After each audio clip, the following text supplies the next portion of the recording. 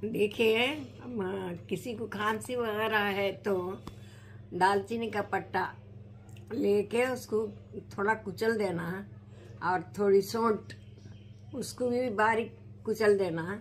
और सूखे खजूर रहते ना, 2 खजूर लेके उसके बीज निकाल दे के उसको भी कुचल देना। वो रहता ना उसका छिलका, वो भी निकाल देना समझो। हाँ, 1 गिलास पानी लेकर उसको उबाल लेना। उबाल लेके एक प्याली बना लेना। थोड़ा सहता सहता रहना, रख के सरका प्याली पानी को जोश दे के गरम कर लेना। रख के सरका बना लेना।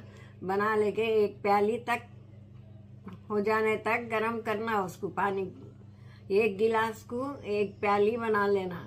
बना लेके जर्रा गरम गरम सहता सहता अपने गले को लगे सरीका पी लेना। खांसी वगैरह बच्चा रहने दो, बड़ा रहने दो, बूढ़ा रहने दो, कोई भी रहा तो कम हो जाती।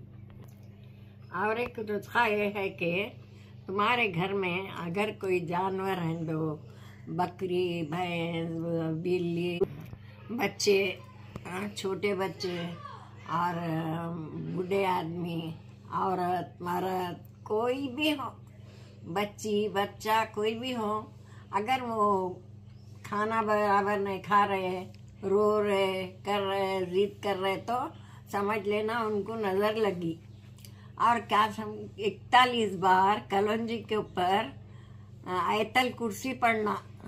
हाँ, 41 बार आयतल कुर्सी पढ़ लेके वो बीजे अलग रख लेना।